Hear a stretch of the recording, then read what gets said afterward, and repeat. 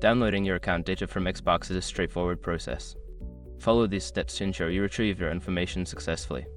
Step 1. Sign into your Xbox account. Go to the Xbox website and sign in using your Microsoft account credentials associated with your Xbox profile. Step 2. Access privacy settings. Once signed in, navigate to the privacy section.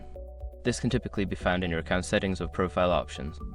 Step 3. Request your data. Look for an option that says request your data or download your data. Click on this option to initiate the data download process. Step 4. Choose data types. You will be prompted to select the types of data you want to download. Make your selections based on what information you need, such as game history, achievements, or messages. Step 5. Confirm and download. After selecting your data types, confirm your request. You will receive a notification when your data is ready for download. Follow the provided link to download your account data. By following these steps, you can easily download your account data from Xbox.